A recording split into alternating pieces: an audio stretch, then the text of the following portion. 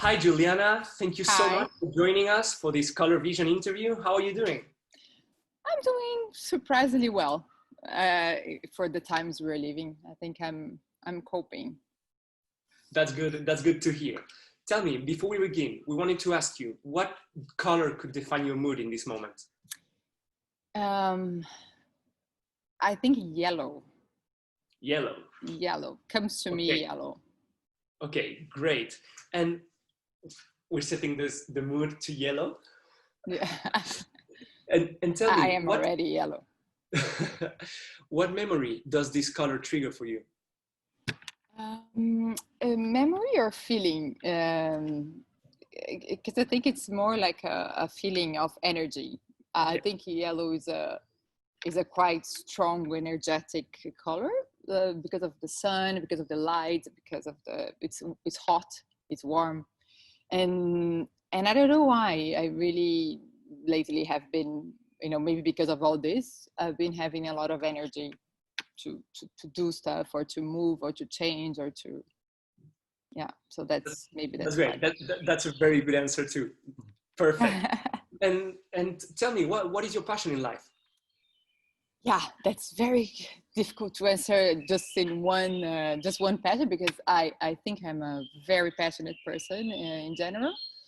So I have a lot of passions actually, but I can name maybe a few, two or three that are my main ones that guide me. Tell I us. think people is one of my main passion. People in general, I think to understand them and establish meaningful connections and understand how they work and be part of this process with them. This is for sure passion. I love people. Of course, you have good and bad, but I love people in general. And then I think design and beauty, I'm very aesthetic, so it's something very strong for me too. I'm very passionate about it. And then I try to combine this with purpose, and I'm very passionate about engaging socially and with purpose with so yeah, I think these are my main. And then I have my hobby passions as dancing. I love to dance. I love moments. Yeah, that's Okay, that's great. And so my next question was actually what is your field of expertise and what do you do in life? okay. Again, I think that one of the beauties of modern times is that being passionate and being it drives you to be a multitask person. So I do different things, but all in the same scope, I think. So I try to combine everything I just said, because for me, I don't separate passion from work. I think ultimately we should try, everybody, to work with things that we are passionate about. Right. So I have a very strong, actually, even like in terms of studies of marketing, branding, and communication background.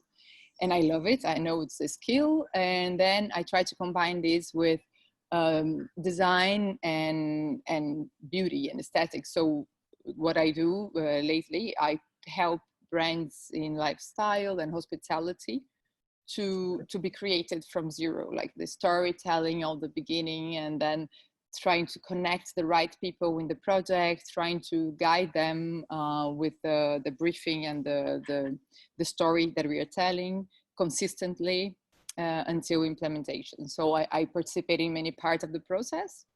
But yeah, I think it's a brand strategy, but creatively, like creatively, something Creatively. like that. Yeah. Yeah, we say that. Yeah, but then with also a management side, that it's also important, because we can all see beauty and dream of things, but we need to be grounded as well. So Right. It's awesome to be able to combine the passion and the work. That's great. because And yeah, otherwise we're just artists, but we also need to create something out of it. right. And regarding this particular situation we're in, how are you personally navigating the pandemic?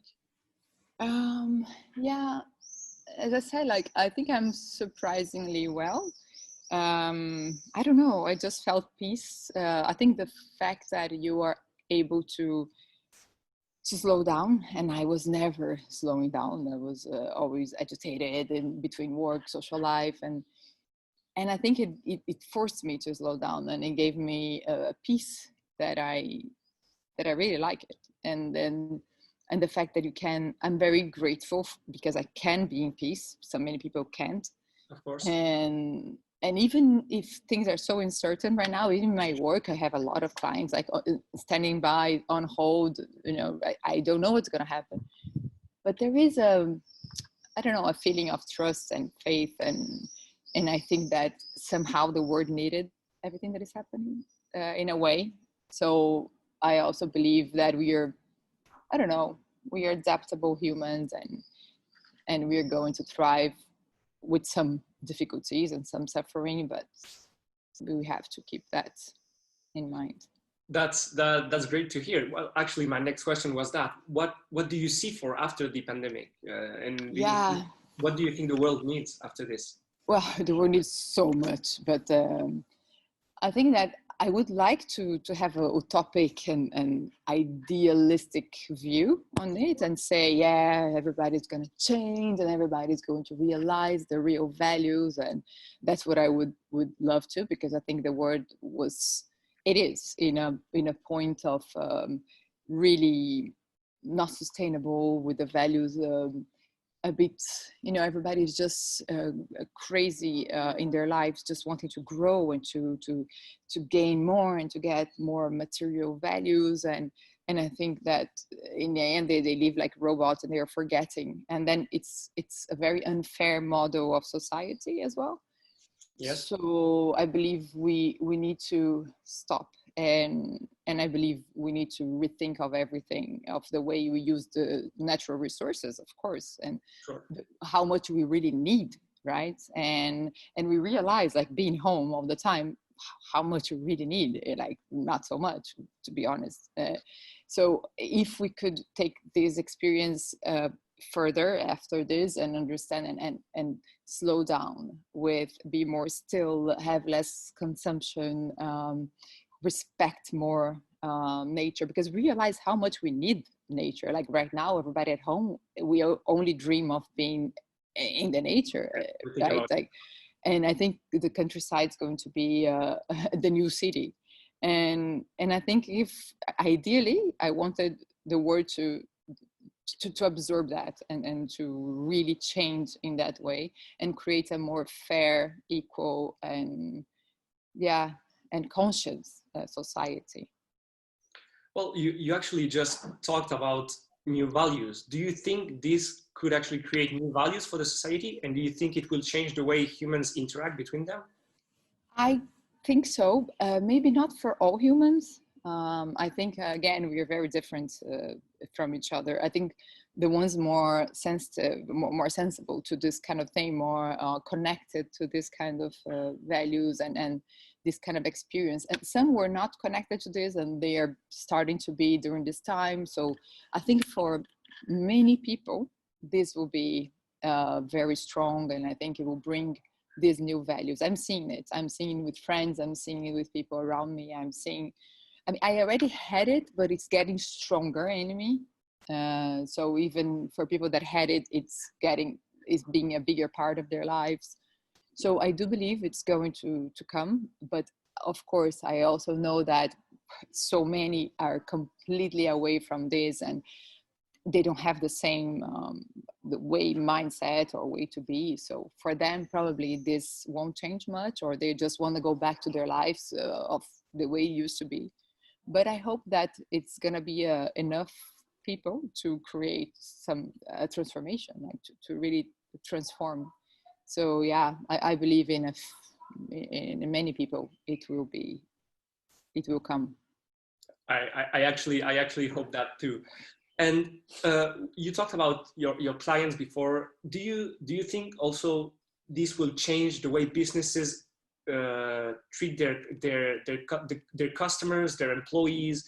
How do you see this changing for Mm-hmm. businesses, for brands, and I think so, because once you have a transformed public consumers, you need to transform your brand. Otherwise, you are lost in translation. So I think that the brands, the intelligent ones, the ones that will be able to follow, they will need to change. Okay, with their own employees, I think it was already a change coming when you see like Google or the way they were creating more creative spaces, or thinking of the well-being of, because nowadays we have very different relationship with work, like for them to really engage their employees, they need to create more than just a workspace. Sure. Otherwise they just go to another one, or they do their own thing. So it's necessary. People are more demanding than before, I think, because they realize all this. And of course, with all what is happening now, if all these values are become stronger, of course the employees will also demand that. So I think the emotional intelligence, especially employers, the owners of the companies will Right. have to follow this. And then with the customer as well, because you will need to, I think people are much more connected to who is behind the company, what are the values. So the companies will need to be more responsible, more transparent, more honest. I believe so. Like I think they will have to show to their customer that they are real. They have a purpose behind. I think people, especially with all this, they don't want just buy for buying. They want to buy from something that means something, that has a story behind it. Something that they feel also a purpose. If I purchase that, I am purchasing because there is something behind. Now, all this movement of nowadays here in Portugal, we see, and I'm sure everywhere in the world, buying local, helping local people, helping.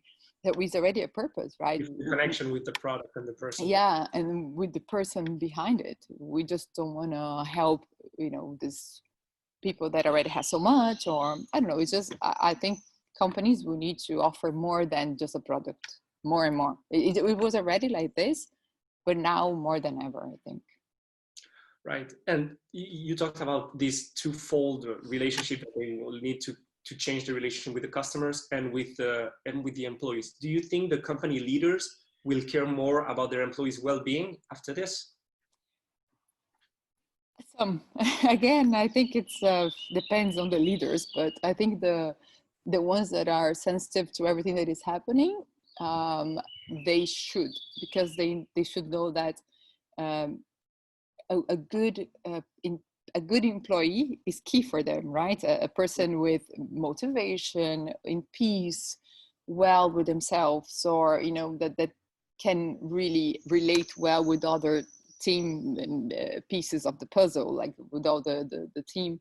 All these people are making the company thrive, and that's what we ultimately need. So if they understand, especially on these days, that well-being is so important, because we realize, like, okay, these days well-being is one of the key words to what we are living, right? Everybody that I know is meditating, is trying to find peace, is trying. I mean, unfortunately, it had to come in a situation like this, but it's a good thing. So I believe that the business owners that understand that, they will understand also that they will have a better company with people that are well. So that's what I think. Yeah, it just comes to the fact if they learn the lesson and they move forward with it. That again, it depends on if they learn the lesson.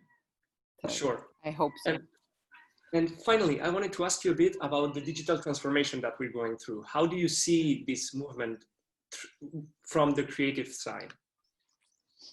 Well, I think it's necessary.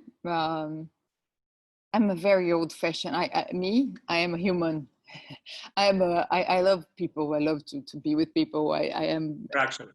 Yeah, but I understand also, of course, that the digital transformation and the digital world, it's here, has been years and years already, and it's not going back. And And there is a really important side on it that is making our life easier and connecting ourselves, especially in a moment like this, that we cannot be everywhere, that we cannot meet people, that we cannot.